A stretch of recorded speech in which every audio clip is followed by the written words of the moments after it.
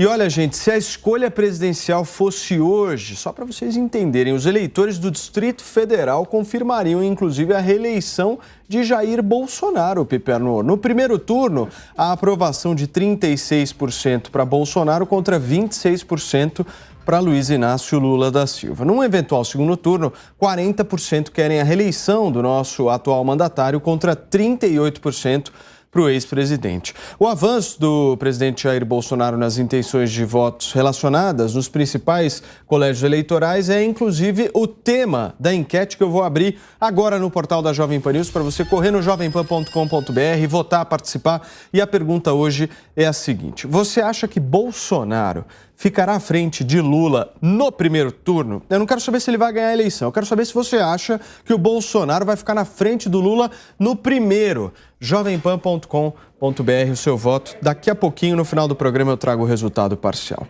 Senhores, ótima tarde, hein? Vamos nessa. Tá frio em São Paulo, Constantino. Você não faz ideia do frio que tá por aqui, mas nós vamos aquecer agora.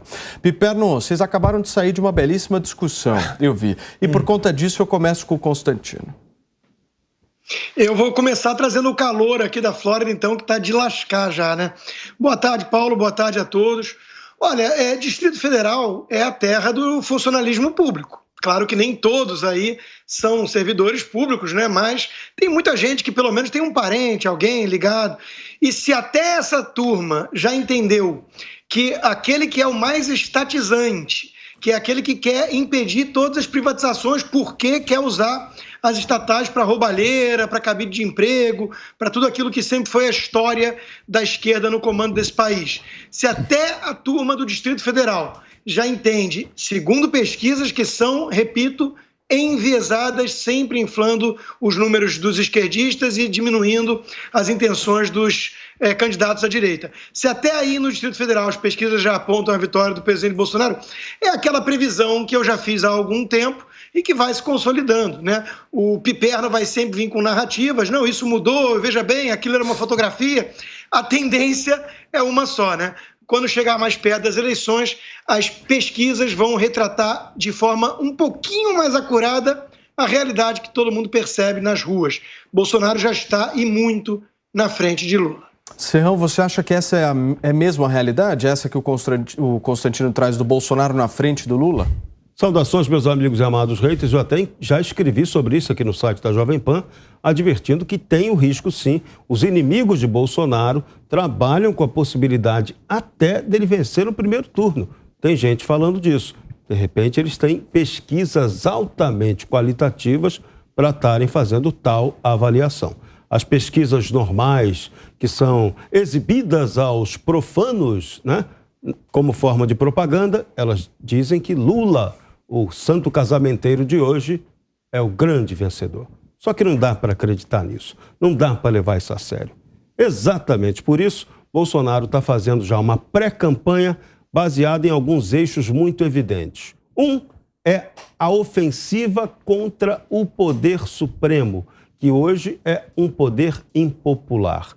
A outra é a questão dos combustíveis, que ele utiliza a Petrobras para bater na Petralhândia e lembrar que eles foram os causadores da corrupção que quase acabou com a empresa e que tem como consequência hoje esse combustível alto e toda essa bagunça econômica. E o outro ponto que Bolsonaro está pegando é a questão da liberdade, que no Brasil ela é sempre uma luta necessária e permanente. Então, Bolsonaro tem alguns eixos que está usando como campanha e a oposição, por enquanto, não consegue apresentar uma alternativa de melhora para o país. Não tem proposta. Continua, como Constantino bem lembrou, com aquela proposta velha que, em boa parte, na gestão Dilma Rousseff, não deu certo. Uma gestão que foi marcada pelo aparelhamento, inclusive econômico, do Estado brasileiro. Várias empresas estatais e várias grandes empresas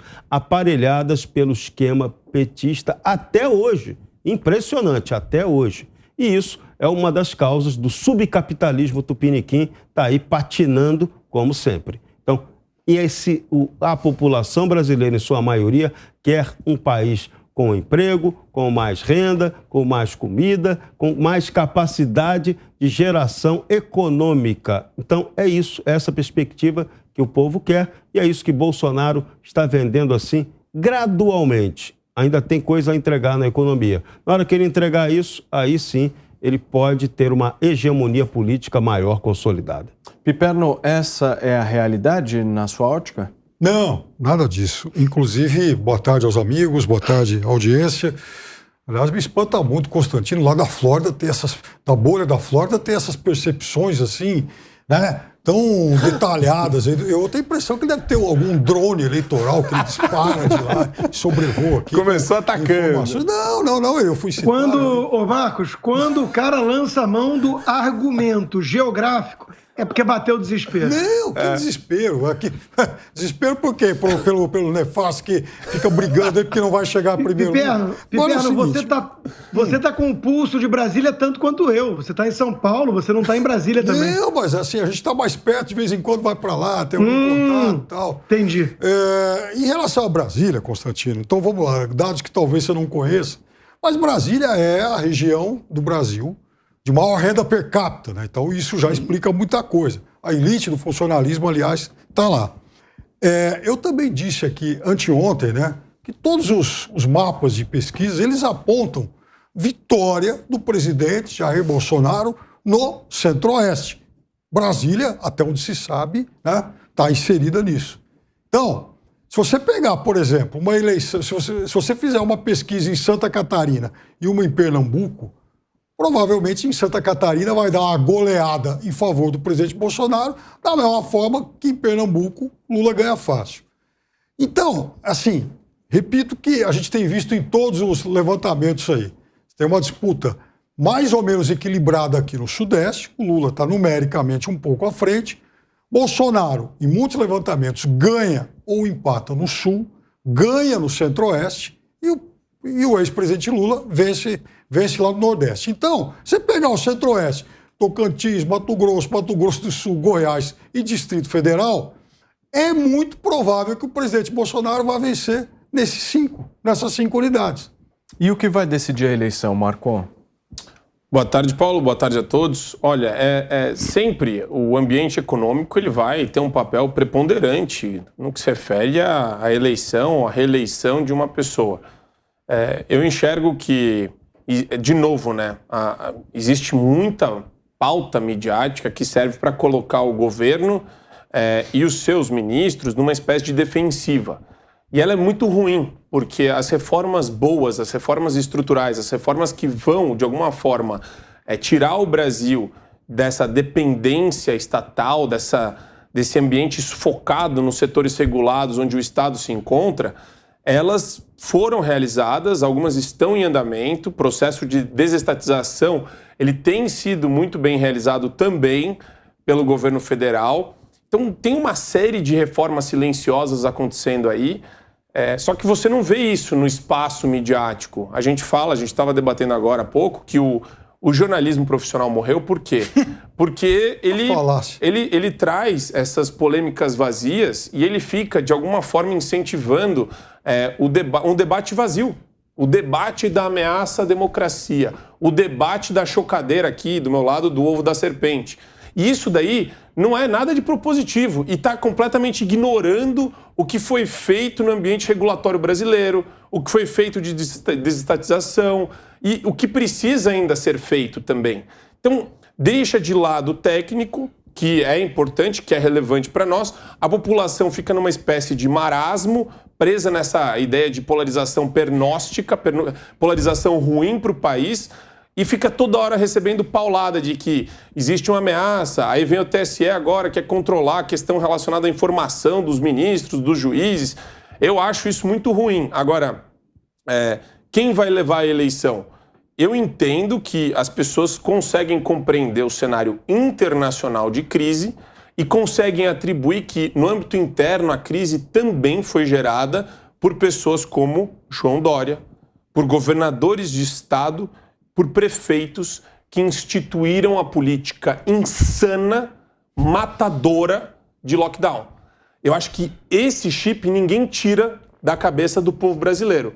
E eu acho que isso vai definir de fato a eleição, porque de um lado você tem a esquerda delirante defendendo o lockdown de maneira atabalhoada, de maneira irracional, e de outro lado você tem o povo que teve que fechar o comércio, fechar a venda, fechar o açougue, e foi prejudicado por conta dessa política maluca, e consegue enxergar o que é discurso manipulativo de político que acha que fala em nome do bem coletivo, de um discurso de um político que defende a liberdade das pessoas de empreenderem e de se arriscarem como elas entenderem correto.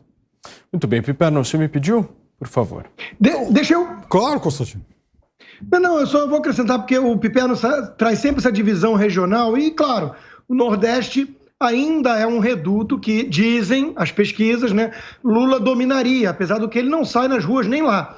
Nós tivemos uma pesquisa também, além do Distrito Federal, na Bahia, né, e o grau de vantagem atribuída ao Lula na Bahia é uma coisa impressionante. Sem dúvida ele tem vantagem, eu não acho que seja tanta, mas ele tem vantagem. A Bahia é o estado talvez que mais receba assistencialismo. Né? Estamos falando de mais de 60% e menos de 20%, né, de intenção. Exato, é uma coisa estrondosa. Então, a provocação foi feita até pelo deputado Paulo Eduardo Martins, né? Poxa, comer um acarajé, ou pelo menos um passeiozinho na Bahia, nem isso, nem no estado onde o Lula passeia, dá de lavada, segundo os estudos de pesquisa, ele aparece nas ruas. Quer dizer, é um negócio impressionante. Quando é que esse homem vai para a rua? E no caso da Bahia, é um estado realmente curioso esse que o Constantino traz, porque nós temos na liderança com quase 70% das intenções de voto o ACM Neto do União Brasil, né? Então temos Lula e ACM Neto. Você vê como isso é muito curioso, é muito típico do Brasil, porque, aliás, é muito parecido também com o que acontece em Minas. Por exemplo, a ACM Neto é líder disparado, sabe que provavelmente vai ser o governador, o PT não tem um nome forte, contava com o Jacques Wagner, que preferiu não ser candidato, conta com uma vaga no ministério, num possível ministério, né? Só que a ACM Neto também não faz oposição ao Lula.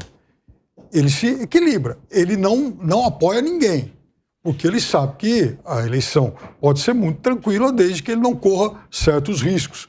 Em Minas, por exemplo, tem aquele caso que eu já disse ontem aqui, Calil do PSD apoiando Lula do PT, tendo como candidato a senador alguém ligado ao bolsonarismo e tendo como vice alguém do PT. Essa é a chapa que se desenha. É uma chapa meio Frankenstein, mas é também típico da política brasileira. Agora, quanto a esse negócio de sair na rua, não, uma bobagem. Pois, domingo o Bolsonaro foi comer um pastel no Distrito Federal e tem os vídeos aí dele sendo xingado, fora Bolsonaro. Qualquer Twitter tem esse negócio aí. Então, eu acho que a gente vai ter que, em algum momento, dar a maior palmatória em relação a algumas evidências. Porque não dá para dizer que alguém que esteja na frente em 100% dos levantamentos não seja, de fato, o líder em pesquisa.